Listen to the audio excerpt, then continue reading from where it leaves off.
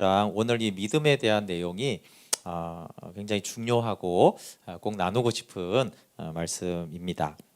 먼저 우리 교만에 대해서 좀 복습했던 것 되돌아보면 좋겠습니다.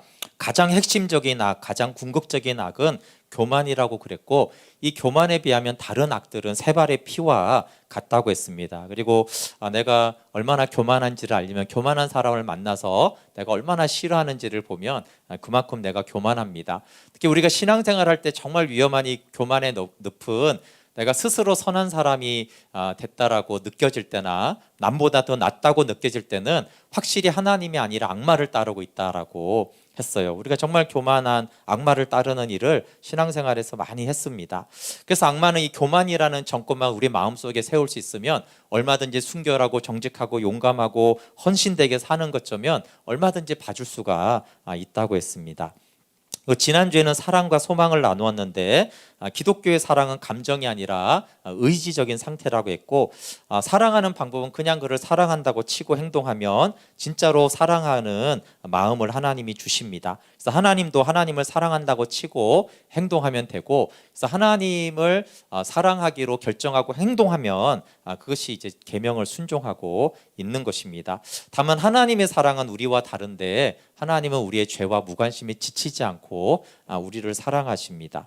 그리고 소망은 영원한 세계를 계속 바라보는 것이 소망인데, 영원한 세계를 계속 바라보는 것은 그리스도인이라면 반드시 해야 할 마땅한 자세입니다. 그리고 역설적인 것은 이 세상에 채울 수 없는 이 세상에 대해서 가장 많은 일을 한 사람들은 오히려 다음 세상을 항상 바라본 사람이라고 했고요. 세상이 채울 수 없는 갈망이 우리 안에 있는데, 사실 그게 이제 소망을 두게 하는 것인데, 이 지상의 축복을 무시하지 않고 또 이 세상의 쾌락들은 복사판이고 메아리라는 것을 기억하고 그 영원한 세상, 천국을 소망하는 것이 소망입니다. 그래서 나도 그리고 다른 사람도 그 나라를 향해 나아가도록 하는 것이 우리 인생의 목적인 것이죠. 네, 오늘은 사랑, 믿음, 사랑, 소망, 그다음 믿음을 다루는데, 먼저 믿음의 첫 번째 의미, 신념입니다. 우리가 보통 믿음이라고 할 때 이런 뜻, 신념이라는 뜻으로 믿음을 사용하고, 이것은 잘못된 것이 아니라 믿음의 바른 사용 중에 첫 번째 단계예요. 그래서 그리스도인들은 믿음을 신념, 즉 기독교 교리를 사실로 여기거나 받아들이는 것, 그러니까 마음으로 받아들인다라는 뜻입니다. 그래서 기독교를 믿으라고 했을 때는 잘 추론해 생각해 본 결과 기독교를 믿을 만한 무게가 충분하지 않은데도 무조건 받아들이라는 건 아니죠. 우리가 추론해 본 결과 이것이 진리구나라는 것을 확인하고 받아들이는 것입니다. 억지로 믿으라는 것은 믿어지지도 않고 그렇게 믿음이 생기지도 않습니다.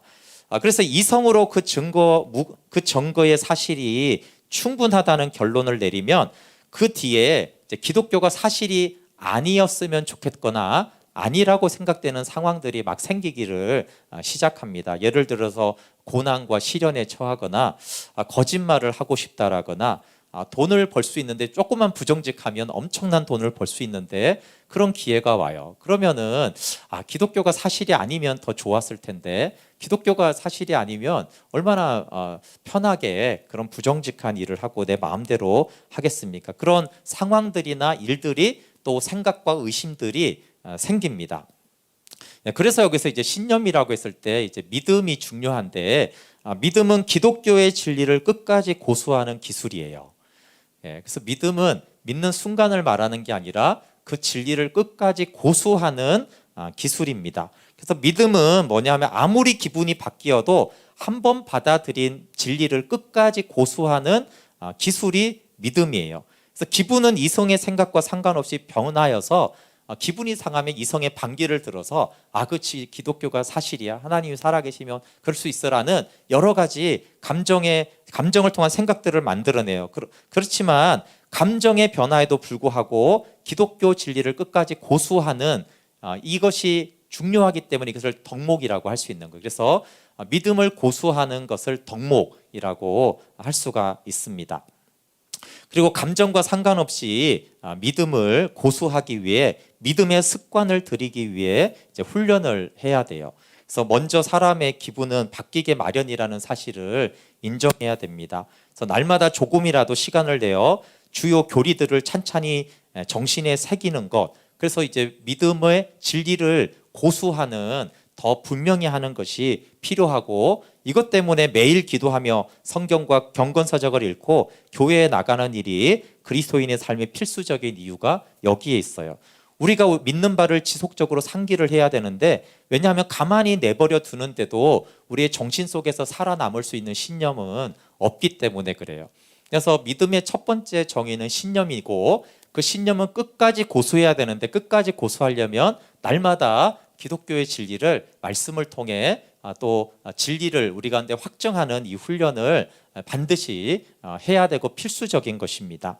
근데 오늘 이제 주로 다루려고 하는 것은 이 첫 번째인 신념은 아니에요. 신념은 첫 번째 예수 그리스도를 믿을 때 이 신념을 가지고, 그리고 믿었다가 버리는 것이 아니라 믿은 그 진리를 끝까지 믿는 것을 첫 번째 의미의 믿음이라고 그래요. 그래서 이것은 처음 믿을 때, 그리고 물론 평생 이 믿음은 가져가야 되는 것입니다. 그리고 이 믿음의 훈련을 통해서 우리는 그 믿음을 계속적으로 고수할 수가 있어요. 근데 오늘 이제 주로 다루려고 하는 이 믿음의 두 번째 의미인데, 신념을 넘어서는 이제 고차원적인 믿음이에요. 겸손을 말할 때 겸손해지는 첫 단계가 교만하다는 사실을 깨닫는 거라고 했잖아요. 그래서 그 다음에는 기독교의 덕목을 용서하고 사랑하고 이런 기독교의 지금까지 다룬 덕목을 실천하기 위해서 정말 진지하게 시도해 보는 거예요. 네, 그렇게 6주 동안 진지하게 시도를 하면 어떻게 됩니까? 네, 그러면 삶이 변합니다. 3주면 습관이 변합니다. 이건 이제 일반적인 책들이고요.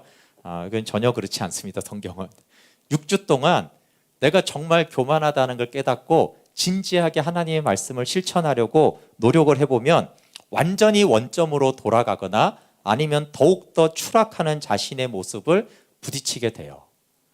그러니까 이제 자신에 대한 진실을 발견하게 되죠. 정말 용서하고 사랑하고 내어주고 자선하고 구제하고 이렇게 하지 않은 사람들은 자신의 모습을 모르는데, 정말 하나님의 말씀대로 살아보면은 원점으로 돌아오거나 더 나빠져요. 그게 이제 내 모습을 발견하게 되는 것이죠. 그래서 선을 행하기 위해 치열한 노력을 기울여 보기 전까지는 자기가 얼마나 악한 인간인지 깨닫지 못합니다. 그래서 열심히 선을 행해 봐야지 내가 정말 악하구나라는 것을 깨닫게 되어져요. 유혹에 맞서 싸워본 사람만이 유혹의 힘이 얼마나 강력한지 압니다. 이것도 잘 생각해 보세요. 유혹이 얼마나 강력한지는 죄를 많이 지은 사람들은요, 이 유혹이 얼마나 강력한지 몰라요. 그러니까 무슨 뜻이냐면은, 자, 바람이 막 오잖아요. 근데 바람이 얼마나 세찬지를 알려면은 누워 있는 사람은 바람이 얼마나 센지를 몰라요. 바람을 거슬러서 걸어가 봐야 되는 것이죠. 그러면 5분 동안 유혹을 참았어요. 그러면 그 5분 동안 유혹을 참은 사람은 1시간을 참으면 그 유혹이 어떻게 변하는지를 알 수가 없어요. 그렇기 때문에 악한 사람들은 어떤 의미에서는 전혀 악에 대해서 알지 못해요. 그래서 유혹에 대해서 끝까지 참아본 사람들은 이 유혹, 악이 어떤 실체를 가지고 있는지를 알아요. 근데 늘 죄를 잘 짓는 사람은 악에 너무나 쉽게 굴복하고 그 그늘 아래 살았기 때문에 악을 잘 몰라요. 악한 충동과 싸우기 전까지는 그 악의 힘을 알 수가 없는 거죠. 여러분, 예수 그리스도는 유혹에 무릎 꿇지 않은 유일한 인간이에요. 그 말이 무슨 뜻이냐면, 유혹을 완전히 파악한 유일한 인간이에요. 죄를 끝까지 짓지 않은 사람은 그 죄가 무엇인지 정확하게 알아요. 유혹에 끝까지 빠지지 않은 사람은 유혹의 실체를 완전히 파악한 사람이에요. 그러니까 사실 죄와 유혹과 악을 정확히 아는 분은 예수님밖에 없어요. 참 역설들이죠. 악한 자들은 악을 몰라요. 이해하시죠? 네, 5분만 악이 오면은, 유혹이 오면 금방 악을 저질렀기 때문에 이 유혹이 1시간, 하루, 1년, 10년이 되면 어떻게 변하는지를 모르는 거예요. 마찬가지로 선을 끝까지 행하려고 본 사람은 이 선을 얼마나 행할 수 없는지를 알아요. 선을 아주 잠깐만 행해 본 사람들은 자기가 선한 줄 알아요. 그냥 마음 먹고 바로 선을 행해 봤을 때 나는 되게 착한 줄 알거든요. 근데 지속적으로 선을 행해 보려고 하면은 내가 얼마나 선을 행할 수 없는 자인지를 깨닫게 되는 거예요. 그래서 기독교의 덕목을 진지하게 실천해 보고자 할 때 알게 되는 아주 중요한 사실이 있는데, 그것은 우리가 실패한다는 거예요. 기독교의 덕목, 하나님의 말씀을 진지하게 실천하려고 했을 때 우리는 실패한다라는 것을 발견합니다. 예를 들어 하나님이 만약에 내신 성적으로 시험을 내줬다라면 우리는 결코 좋은 점수를 맞을 수가 없어요. 그리고 하나님과 우리의 관계를 일종의 거래로 생각하는 습관이 모든 사람에게 있는데, 정말 하나님의 뜻대로 살아보려고 하는 사람들은 하나님과 거래를 한다라는 생각을 버리게 됩니다. 즉, 내가 계약을 다 이행할 테니까 하나님은 이걸 해줘야 됩니다라는 이런 일종의 계약에 대한 생각이 완전히 없어지는 것. 이게 왜 중요하냐면요, 그리스도인이 되기 전에 또 정말 선을 행해본 말씀대로 살아보려고 하지 않은 모든 사람들은, 하나님에 대한 막연한 믿음을 가지고 있는 사람은 누구나 이런 시험이나 거래와 관련된 생각을 하고 있어요. 그러니까 내가 하나님의 뜻대로 살 테니까 하나님이 이렇게 잘 돌봐주시겠지. 내가 하나님 뜻대로 이렇게 할 거니까 하나님이 이렇게 응답을 해주셔야지. 이런 생각을 가지고 있다는 거예요. 이런 생각 안 해보셨어요? 이런 생각을 모든 인간이 한다는 거예요. 근데 이런 생각이 없어지지 않았다면 아직도 이 새로운 차원의 믿음, 실패를 모르는 것이죠. 진정한 기독교를 믿을 때 처음 생기는 일이 바로 이 거래하는 생각, 하나님과 거래할 수 있다는 생각이 산산이 조각나는 거예요. 그래서 이런 생각을 산산조각 내는 것은 본래 기독교가 수행하게 되어 있는 일 가운데 하나입니다. 하나님은 우리가 시험을 통과하거나 하나님께 권리 주장을 할 여지가 전혀 없다는 사실을 발견하는 이 순간을 기다리세요. 하나님, 내가 이렇게 할 테니까 이렇게 해주세요. 저는 이렇게 살 테니까 이걸 해주세요. 이게 거래거든요. 이런 생각이 산산이 부서지는 때를 기다리십니다. 나의 무능이 발견될 때 우리가 알게 되는 것이 있어요. 권리 주장을 할 여지가 전혀 없음을 알게 될 때 발견되는 사실이 하나가 더 있습니다. 내가 권리를 주장할 수 없구나. 내가 이거 지킬 때니까 하나님 약속대로 거래대로 이걸 해주세요라고 할 수 없구나라는 걸 알게 될 때 우리가 가진 모든 기능, 즉 생각하는 능력이나 순간순간 팔다리를 움직이는 능력은 모두 하나님이 주신 것이라는 사실을 발견하게 돼요. 네. 그래서 거래할 수 없다라는 것을 알게 됐을 때, 심지어 내가 생각하고 있는 거, 지금 설교를 듣는 거, 알아듣는 거, 이거 자체가, 지금 이 자리에 앉아 있는 것 자체가 하나님이 주신 것이라는 사실을 발견하게 되고 이해하게 돼요. 그래서 우리 삶의 매 순간을 전적으로 하나님을 섬기는 데 바쳤어요. 근데 내가 섬기는 줄 알고 그랬더니 그게 아니라 어떤 의미에서 원래 하나님이 준 거를 그냥 되돌려 준 것 뿐이구나. 네, 우리가 찬양을 했지만 하나님이 주신 찬양과 음악적인 걸 내가 그냥 돌려드린 것 뿐이구나. 그래서 내가 뭔가를 드린 줄 알았더니 드린 게 아닌 거예요. 그러니까 그건 어떤 것과 같은 거냐 하면은, 우리가 하나님께 드린다라는 것은 어린아이가 이제 아빠 생일이 됐잖아요. 그러니까 아빠한테 와서 그러는 거예요. 아빠 생일 선물 살게 1,000원만 줘요. 이러는 거예요. 그래서 아빠가 1,000원을 줬어요. 그래서 그 1,000원을 가지고 선물을 사와서 1,000원을 그 선물을 아빠 생일 축하해 줬어요. 그럼 아빠가 이 거래를 통해서 내가 1,000원의 이익을 얻었구나, 이렇게 생각할 바보는 없잖아요. 그러니까 우리가 하나님께 드리는 게, 원래 하나님께 1,000원 받아가지고, 물론 우리가 가게를 가죠. 갔다 와서 지폐가 아닌 볼펜을 사다가 아빠 생일 축하해요 하는 거예요. 그러니까 그게 우리가 하나님께 드린다고 하는, 그게 헌신이든 헌금이든 뭐 찬양이든 선교든, 사실 그게 이제 하나님께 드린다는 거예요. 사실은 우리가 하나님께 드리는 게 아닌 거예요. 하나님께 받은 것을 마치 내 것인 것처럼 해서 다시 하나님께 돌려드리는 것이 우리가 섬김이고 헌신이라는 것을 알게 돼요. 그래서 우리가 헌신하고 자랑하는 자가 있고, 헌신하고 나서 자랑할 게 없다라고 하는 것은 하나님께 받은 것을 아는 거예요. 그래서 이 두 가지 사실을 그러니까 좋은 점수를 나는 맞을 수 없어, 거래를 할 수가 없어라는 것을 발견할 때야 하나님은 실제로 일을 시작할 수 있습니다. 그제서야 비로소 진정한 그리스도인의 삶을 시작합니다. 네. 이제 시작이라는 거. 이제 내가 다 깨지고 내가 거래할 수 없고 내가 하나님 이거 할 테니까 이렇게 해주세요라는 거를 할 수 없을 때, 그때서야 하나님은 실제로 이제 일을 하시기 시작하시고 그제서야 진정한 그리스도인의 삶이 시작하는 것입니다. 막 잠에서 깨어난 거예요. 이제 진짜 그리스도인의 삶을 시작하는 아기가 되어서 막 신앙생활을 제대로 시작한다라는 거죠. 그것이 내 안에 그리스도가 사신다라는 것을 시작한 시점입니다. 근데 이 고차원적인 의미의 믿음을 다룰 때 이해가 안 되면은 C.S. 루이스가 그냥 넘어가십시오. 그렇게 고민하지 말고 넘어가세요. 몇 년 뒤에 언젠가 이해하게 될 것입니다. 왜냐하면 첫 번째는 아까 말한 신념이라는 믿음을 가지는 거예요. 그러니까 신념만을 가질 때는 지금 이 뭐 산산조각이 나고 뭐 내가 할 수 없고 이런 것들은 잘 이해가 되지 않아요. 왜냐하면 신념을 가질 때는 내가 열심히 해야지, 잘 믿어야지, 믿어서 열심히 기도해야지, 그래서 하나님께 내가 좋은 선물을 드려야지, 이렇게 생각할 때라는 거예요. 그럴 때는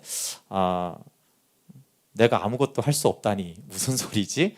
이러니까 그냥 넘어가고 몇 년 지나면은 이런 말씀이 이제 들어올 때가 있다라는 거예요. 그러니까 그리스도인의 여정을 살다 보면은 장애물에 부딪히게 되는데, 그 장애물이 부딪혀야지 이 고차원적인 믿음을 생각하게, 고민하게 되는 시점이 온다는 거죠.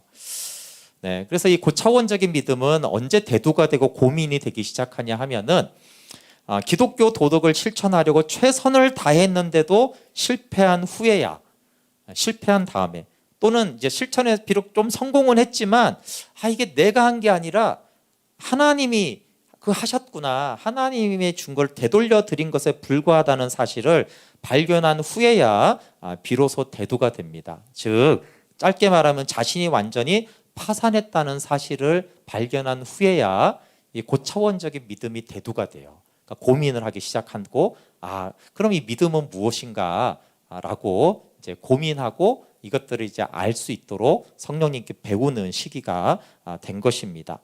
하나님의 관심은 우리의 행동 자체에 없습니다. 우리는 우리의 행동에 굉장히 관심이 많고 내가 하나님께 뭘 했다, 뭘 드렸다, 이게 관심이 많지만 하나님은 행동에 관심이 없어요. 하나님은 무엇에 관심이 있냐 하면 하나님과 어떤 관계를 맺을 건가, 하나님과 어떤 관계를 맺는 피조물이 되는가에 관심이 있지 우리의 행동에는 별로 관심이 없습니다. 하나님을 일종의 거래 상대로 생각하는 한, 하나님과 자신을 서로 간의 권리를 주장할 수 있는 관계로 생각하는 한 하나님과 바른 관계를 맺을 수가 없어요. 그러니까 하나님의 관심은 하나님과 바른 관계를 맺는 건데, 근데 내가 이렇게 할 테니까 하나님은 이렇게 해주셔야 돼, 내가 이렇게 살았으니까 하나님은 이런 식으로 해줘야지 라고 생각하는 한 하나님과 바른 관계를 맺을 수가 없다는 거예요. 그는 자기가 어떤 존재인지 전혀 모르고, 당연히 그러니까 하나님이 어떤 존재인지 모르는 거예요. 칼빈이 그랬잖아요. 하나님을 아는 지식이 있어야지 나를 알고, 나를 알아야지 하나님을 알아요. 근데 지금 거래를 할 수 있다고 생각하는, 내 힘으로 하나님께 뭔가를 할 수 있다라고 생각하는 사람은 하나님이 전능한지를 너무 모르고, 자기가 얼마나 죄인이고 타락하고 악하고 연약하고 무능하고 미련한 존재인지를 전혀 모르고 있기 때문에, 하나님도 모르고 자신도 모르기 때문에 하나님과 바른 관계를 맺을 수가 없어요.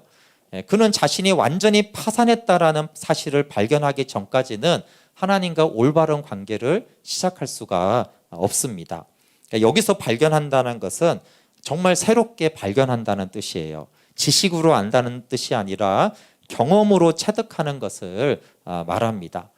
근데 우리가 너무나 많은 한국의 그리스도인들이 나는 이렇게 하나님께 헌신했어, 그러니까 나는 이렇게 기도했잖아, 그러니까, 그래서 이 말은 다 하나님을 오해하고 있는 거예요. 다 거래를 하는 거죠.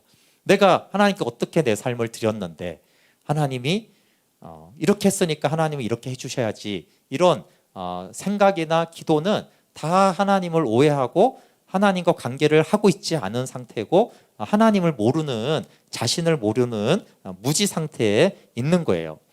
그러면 이제 하나님을 알고 나를 알려면 어떻게 해야 되냐면은 자신이 완전히 파산했다는 걸 알아야 돼요.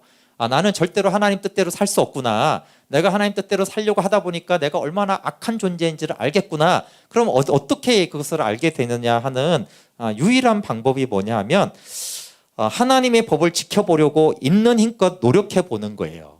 그리고 실패하는 거죠. 예, 그러니까 이렇게 있는 힘껏 하나님의 뜻대로 살려고 엄청나게 노력을 해보고 철저하게 실패하는 이 방법 외에는 내가 파산했음을 발견하지 못합니다. 왜냐하면 물론 지식으로 들어요. 교회 오면은 하나님이 하신다, 우리는 죄인이다, 하나님이 다 하신다, 주관자다 이렇게 말을 해도 우리가 경험적으로 최선을 다해서 거기서 철저하게 실패를 하지 않으면 말은 그렇게 하지만 우리 마음 한구석에 이런 생각이 있어요.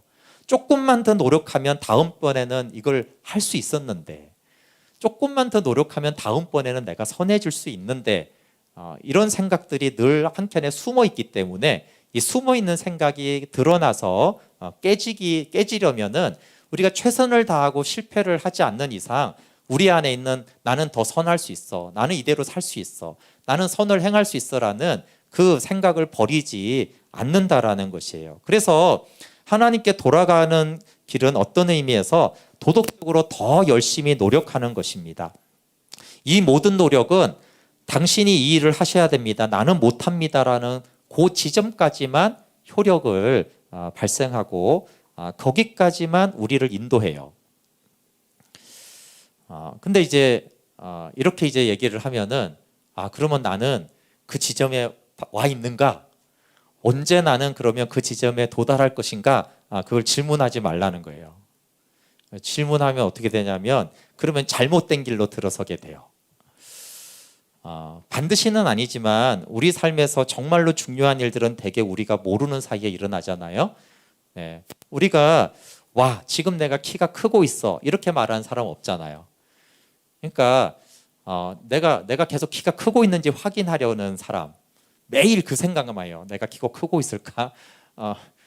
잘 먹고 놀아야지, 잘 자야지 이제 키가 크는데 맨날 내가 키가 크고 있을까? 나 키 작으면 큰일인데 어떡하지? 이 걱정만 하는 애는 키가 잘 안 자란다는 거예요. 그러니까 언제 내가 파산하고 하나님과 나를 알게 될까? 그 지점만 계속 생각하는 사람은 오히려 잘못된다는 거예요. 키가 자라지 않고 건강이 나빠지니까 그런 거는 생각하지 말라는 거예요. 나중에 뒤돌아보고 우리가 깨닫게 되는 것이죠. 그럼 뭐 하라는 거예요? 최선을 다해서 하나님 뜻대로 살아보려고 노력하라는 거예요. 그리고 실패하는 거, 그거 하나란 거예요. 최선을 다해서 하나님 뜻대로 사십시오. 그리고 실패하게 되는 순간이 오는데 언제 오냐 묻지 말고 열심히 하다가 보면 실패하게 되는 때가 알아서 온다라는 거예요. 그럼 그게 중요한 것이지 언제 오냐는 중요하지 않습니다. 물론 바울이나 존 버년처럼 급작스럽게 오는 사람도 있어요. 내가 하나님의 법을 지킬 수 없구나. 그렇지만 이제 다수의 사람들은 그 순간을 알지 못해요. 얼마나 잘 알지 못하냐면 많은 사람들은 어느 달도 아니라 어느 해에 그 일이 일어났는지도 모르는 사람들이 많아요. 올해 그 일이 일어났는지도 모르고 어느 날 세월이 지나고 나서 어느 날 내가 파산하고 내 힘으로 할 수 없고 주님이 하셔야 되는구나라고 내 마음이 그렇게 바뀌어져 있는 것을 발견하게 되는 경우도 많습니다. 그러니까 중요한 것은 변화의 본질이지 변화가 일어날 때 어떤 느낌이 오느냐가 아니에요. 그 느낌을 찾지 말라는 거예요. 느낌을 찾으면 잘못된다라는 거예요. 그러니까 중요한 것은 자신의 노력을 의지하는 상태에서 자신에게 완전히 절망하고 모든 것을 하나님께 맡기는 상태로 변화되었다는 사실 자체가 중요해요. 그러니까 내 노력이 완전히 포기돼서 절망하고 하나님께 맡기는 상태.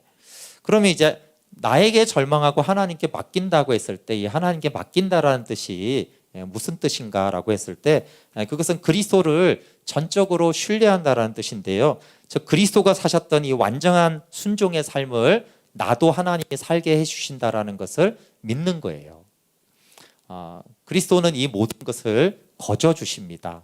그러니까 하나님께 맡긴다라는 것은 예수 그리스도의 그 삶을 우리로 하여금 살게 하나님이 하신다라는 것을 믿는 것이고 이것을 거저 주시는데 그리스도인의 전체 삶은 어떤 의미에서 이 놀라운 제안 하나님이 거저 살게 해주신다라는 이것을 받아들이는 거죠. 예수님이 내 생명이 되시고 내 안에 사시고 내 노력이 아니라 예수님이 나를 통해서 하신다라는, 그것은 거저 주어지는 것이고 우리는 그것을 거저 받아들이는 것이 그리스도인의 삶입니다. 그럼 그때가 언제 오냐고요? 그거 묻지 말라고 했잖아요.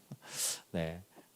그것은 주의 뜻대로 살려고 하고 포기를 하다가 보면은 어느 날 우리에게 다가오는 하나님이 하시는 일이죠. 근데 문제는 이거예요. 문제는 자기 절망인데, 자기가 지금껏 해온 모든 일과 할 수 있는 모든 일이 아무것도 아님을 인정하는 지점에 이르기까지가 어렵다는 거예요. 두 가지입니다. 내가 지금까지 해온 모든 일, 그건 뭐예요? 지금까지 하나님의 말씀대로 살려고, 선을 행하려고 최선을 다했던 그 모든 일과, 그리고 최선을 다해서 오랫동안 헌신을 했으면은 지금도 할 수 있는 일이 많이 있죠. 나는 막 내가 한번 움직이면 이런저런 것도 할 수 있어라고 지금도 할 수 있는 그 모든 일이 아무것도 아님을 인정하는 지점에 이르기까지가 어렵다는 거예요. 네, 제가 이걸 보면서 이것이 저에게도 정말 중요한 숙제라는 거예요. 과거에 했던 그 많은 선한 일들이 아무것도 아니라는 거예요. 그리고 지금 내가 주님을 위해서 할 수 있는 그것도 아무것도 아니라는 거예요. 그래서 주님이 하신다라는 신뢰, 그리고 내가 아무것도 아닐 때 주님이 거저 그리스도의 삶을 살게 하신다라는 거예요. 근데 이 두 가지를 인정할 때, 과거의 내 노력, 내 헌신이 아무것도 아니고 지금도 내가 할 수 있는 많은 경험과 지식과 능력과 노하우들이 아무것도 아니라고 할 그 지점이 이루기가 매우 어려워요. 근데 그 지점에만 이르게 되어지면 그리스도가 우리 안에서 행하셔서 그리스도인의 삶을 그저 살게 해주신다라는 거예요. 그래서 어떤 의미에서는 유혹을 이기려는 노력을 포기하기 전에는, 항복하기 전에는 유혹을 이길 수 없어요. 참 어폐죠. 유혹을 이기려는 노력을 포기할 때 유혹을 이기게 된다는 거예요. 근데 이제 중요한 거는 언제 포기하느냐는 거예요. 유혹을 이기려는 노력을 포기해야지 유혹을 이긴다고 하니까 포기를 하잖아요. 그럼 못 이겨요. 그러니까 포기는 되어지는 것이에요. 그러니까 노력을 포기하는 방식과 이유가 합당하려면 그 전에 최선을 다해 노력해야 돼요.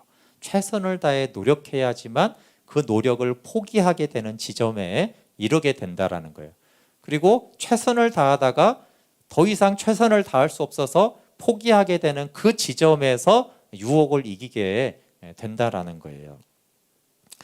그러면 또 포기한다고 하니까 노력을 안 한다 이런 뜻이니까 또 생각해 보면 그렇지 않죠. 모든 것을 그리스도께 맡긴다라는 것은 노력을 포기한다는 뜻은 아니죠. 자신을 그리스도에게 맡겼다라면 그리스도에게 복종하기 위해서 노력하는 것이 너무나 당연한 거예요. 네, 그래서 지금까지 얘기를 이제 합치면 이렇게 되는 거예요. 결론은 자신의 파산을 발견하면 이전과는 다른 새로운 방식으로, 즉 전만큼 안달하지 않으면서 노력하게 돼요. 네, 이해가 되시죠? 네, 우리가 살지는 않아도 이해가 되잖아요. 정말 그리스도의 사람들을 보면은 노력을 하는데 안 어려워해요. 분명히 노력을 하거든요. 근데 그거가 힘들다고 안 하고 기쁘다고 그래요. 그리고 봐서는 굉장히 어떻게 저렇게 살고 저렇게 사역을 할 수 있을까라고 생각하는데 정작 자신은 나는 별로 하는 게 없다라고 하는 거예요. 그러니까 자신의 파산을 발견했으면은 노력은 하는데 전의 노력은 어떻게 했어요? 거의 내가 다 하는 거예요. 내 노력, 내 안간힘을, 내 온갖 힘을 다 써가지고 막 땀을 피를 다 짜내가지고 내가 그 일을 이루는 거였다라면, 지금은 그리스도가 하신다라는 그 말은 내가 아무것도 안 한다는 뜻이 아니라 내가 하기는 하는데 이전처럼 안달하지도 않고 이전처럼 막 애걸복걸하지도 않고 불안해하지도 않고 근심과 두려워하면서 막 그 일을 하지도 않고 전처럼 안달하지 않으면서 노력하는 그것이 자신의 파산을 인정하고 그리스도께서 하신다라는 것을 믿는 상태예요. 그러니까 분명히 사역을 하고 헌신을 하고 봉사를 하고 하나님께 드리지만 주님이 하시기 때문에 힘들지 않고 기쁘고 감사하다라고 말하는 상태가 되는데, 놀랍게도 이 상태가 전에 애쓰고 힘쓰고 이를 악물고 할 때보다 훨씬 더 많은 일을 하고 있는 것이고, 또 일을 하든 안 하든 상관없이 하나님의 관심은 하나님과 관계인데 하나님과의 관계가 연합된 관계 안에 있는 것이 가장 중요한 특징입니다. 그래서 사람이 도덕적인 노력을 진지하게 기울여 봐야지만 항복할 수 있습니다. 그래서 안달이 나지 않고 그리스도의 사역을 생명으로 사는 사람들은 다 그 전에 어떤 삶을 살았다고요? 엄청나게 노력을 해봤다는, 엄청나게 하나님 뜻대로 말씀대로 선하게 살아보려고 노력을 엄청나게 했는데 다 실패한 거예요. 실패한 이후에야 주님이 나를 통해 하시는구나, 은혜로 하는 거구나, 주님이 전적으로 이루시는구나라는 것을 발견한 그 지점에서 안달하지 않고 행하는 것이죠. 그리고 우리가 노력을 기울이면 항복하잖아요. 그 항복에서 그리스도를 믿어야지만 그 절망에서 우리가 구원받을 수 있습니다. 그러면 바로 그 믿음으로부터 바로 선한 행동, 그리스도가 하신다라는 것을 발견하게 됩니다. 그러면 하나님이 하시고 우리도 하는데 우리가 노력을 포기하는 그 지점이지만 또 노력한단 말이에요. 그것을 이제 표현하는 성경에 많이 있죠. 근데 예를 들면 빌립보서 2장 12절 13절에 보면 하나님이 하시는 일과 우리가 하는 일을 이제 볼 수가 있어요. 2장 12절을 보면 그러므로 나의 사랑하는 자들아 너희가 나 있을 때뿐 아니라 더욱 지금 나 없을 때에도 항상 복종하여 두렵고 떨림으로 너희 구원을 이루라. 이 말씀을 보면 두렵고 떨림으로 너희 구원을 이루라, 이것만 보면은 모든 것이 우리와 우리의 선행에 달려있는 것 같아요. 노력해라 이렇게 말씀하는 거 같잖아요, 그렇죠? 두렵고 떨림으로 우리가 열심히 구원의 하나님 뜻을 실현해 나가야지. 그런데 또 13절에 보면 반대 같은 얘기를 하고 있어요. 너희 안에 행하시는 이는 하나님이시니 자기의 기쁘신 뜻을 위하여 너희에게 소원을 두고 행하게 하신다. 하나님이 소원을 두고 하나님이 행하게 하신다. 하나님이 너희 안에서 다 하신다. 이렇게 말하는 걸 보면 또 우리는 아무것도 할 일이 없는 것처럼 말하고 있어요. 근데 사실은 이것이 이제 통합돼서 지금 하나님이 하시는 일과 우리가 하시는 일을 말하고 있는 것이죠. 그러니까 우리는 하나님과 인간이 함께 일할 때 정확히 어디까지가 하나님의 일이고 어디까지가 인간의 일이고 이거를 알 수도 없고 혹시 안다고 해도 우리의 언어로 표현할 수는 없어요. 분명한 것은 하나님도 일하고 나도 일해요. 그렇지만 전에는 어떻다고요? 신념이라는 믿음만 가질 때는 거의 하나님이 일하지 않고, 하나님 물론 역사는 하시죠. 그러나 거의 내가 하고 하나님은 그 결과로서 마치 거래를 하는 것처럼 보여요. 거래가 아닌데도 불구하고 내가 많이 기도했더니 응답이 온 것 같고 내가 이렇게 막 처절하게 헌신했더니 하나님이 일하신 것 같은 형태가 되어져요.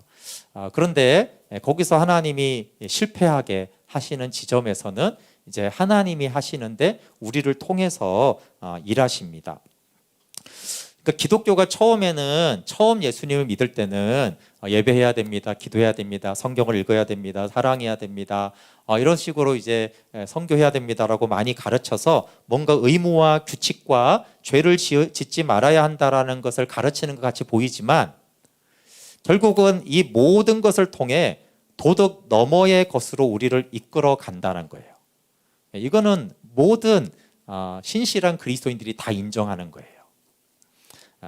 그런데 우리가 노력하지 않고 기도도 안 하고 성경도 안 읽고 가만히 있으면 그 너머의 세계로 가는 게 아니고요. 우리가 기도하고 묵상하고 헌신하고 애쓰고 마음을 하나님께 드리고 그렇게 하는 과정에서, 근데 그게 다가 아니라 중요한 건 그 행위를 통해서 그 너머에 내가 할 수 없고 하나님이 하셔서, 하나님이 하셔야지만 그리스도를 따르는, 예수 그리스도를 따르는 제자의 삶을 살 수 있다는 곳으로 우리를 이끌어가는 것이 모든 지금까지 신실한 그리스도인과 성경의 사람들이 공통적으로 얘기하고 있는 거예요. 그러니까 우리가 행위가 굉장히 중요하죠. 순종하고 노력하는 것이 중요한데 그 자체가 목적은 사실은 아니고, 그러나 그것 없이는 그 너머의 세계, 내가 죽고 내 안에 그리스도가 사신다, 정말 전적으로 하나님이 하시는 일이다라는 것을 또 우리는 잃을 수가 없어요. 그러니까 우리는 최선을 다하는 것이고, 그런 최선을 다할 때 내가 할 수 없고 할 수 없는 정도가 아니라 내가 얼마나 악하고 내가 얼마나 죄인이고 타락한지를 내가 파산했다라는 그 지점에서야 그 너머의 세계에서 예수 그리스도와의 연합으로 그리스도가 내 안에 사신다라는 것을 알게 됩니다. 이것이 교파와 시대를 초월해서 모든 그리스도인들이 걸어간 길입니다. 네. 그래서 너머의 세계로 우리를 이끌어가는 것이 중요합니다.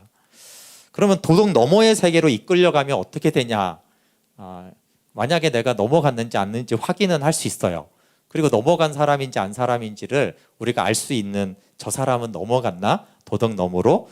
이것이 도덕 너머로 이끌려간 곳에서는 우리가 선이라고 부르는 것을 선이라고 부르지 않습니다. 독특하죠? 그러니까 우리가 선이야, 너 너무 잘했어, 너무 대단한 일을 해냈어 라는 것을 더 이상 선이라고 부르지를 않아요. 달리 무엇라고도 부르지 않습니다. 그리고 그것에 대해서 생각하지를 않아요. 다만 그것이 흘러나오는 근원을 바라보느라고 여념이 없어요. 이게 이제 그 너머의 세계로 최선을 다하다가 실패하고 파산하고 내가 악한 줄을 알고 그 다음 너머의 세계에서 주님이 하시는구나, 은혜구나 라는 것을 그 지점으로 넘어간 사람들은 더 이상 선을 행했다라는 그 의식조차가 없어요. 그러니까 내가 뭘 했다라는 것이 이제 더 이상 없는 것이죠. 그러면 아무것도 안 하냐? 그게 아니에요. 그것이 어디로부터 흘러나왔는지 그 하나님을 바라보느라고 여념이 없는 것이죠. 그래서 하나님을 계속 바라보는 거예요. 하나님을 사랑하고 하나님께 감사하고 하나님께 찬양하고 하나님을 기뻐하고 그것만 하는 거예요. 그러니까 우리말로 하면은 계속 하나님께 감사하고 찬양하고 기뻐하고 즐거워하지, 내가 이렇게 해가지고 저렇게 된 거야, 저 사람이 저렇게 거듭나고 변화된 거는 내가 이렇게 해줘가지고 저렇게 된 거지, 내가 이러이러한 사역들을 하고 섬겨줬더니 저런 식으로 되었어, 이런 것이 없는 사회, 없는 그곳이 너머로 이끌려간 사람들이 모인 사람들의 대화고, 그들의 대화에는 뭐만 있어요?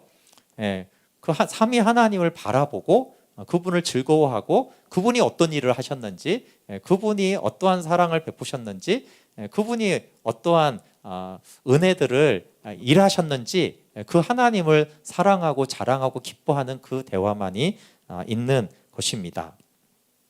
근데 C.S. 루이가 마지막에 이렇게 말을 끝내요. 그럼 이 단계가 최종적인 단계 같잖아요.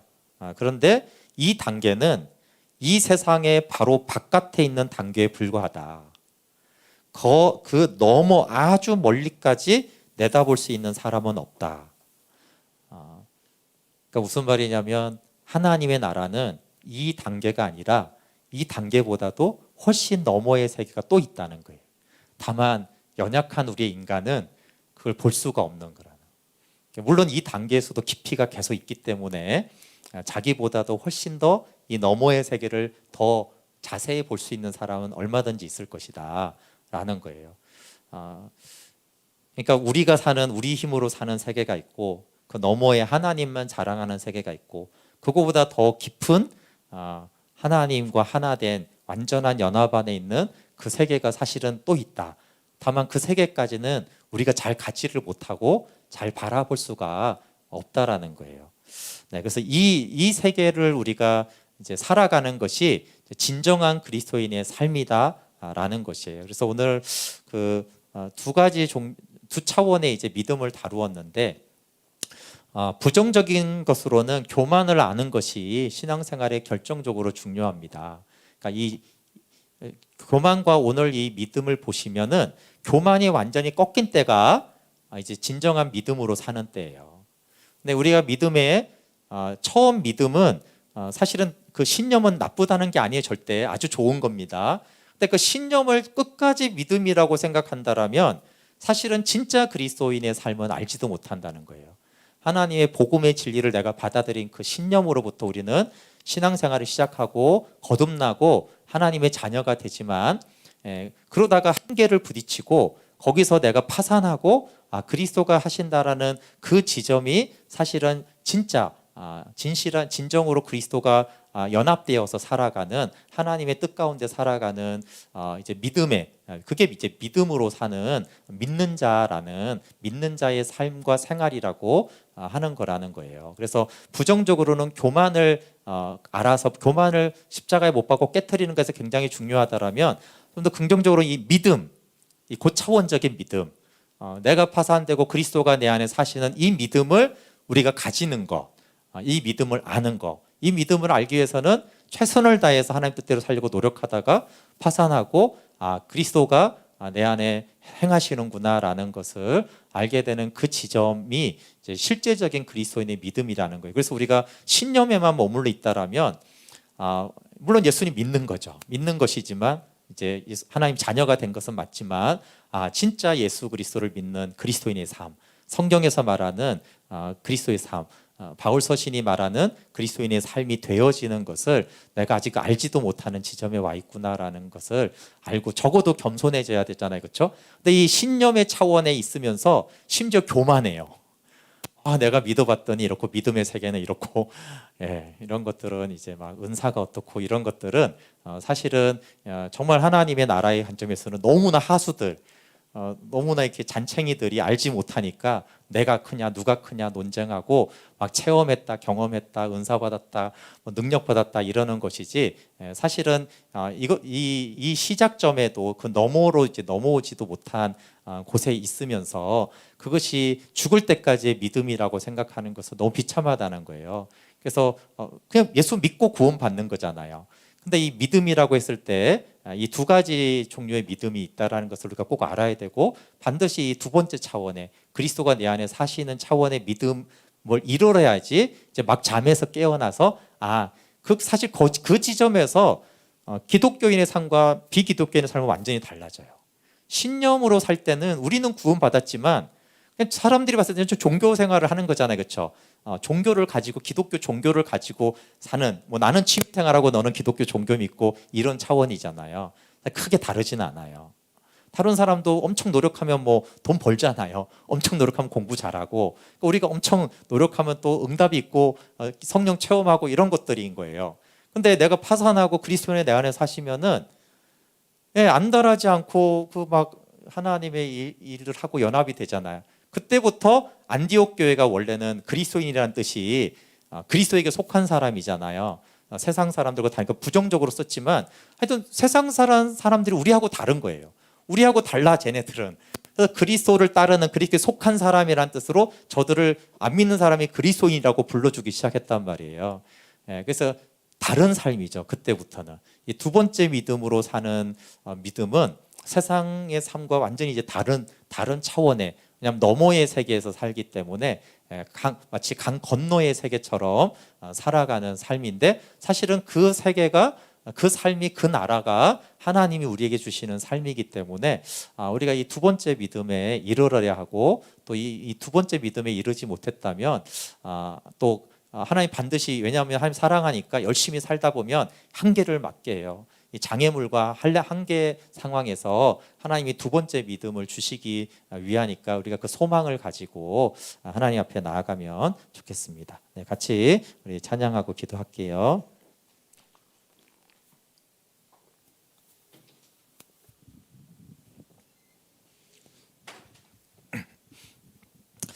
네, 우리 광야를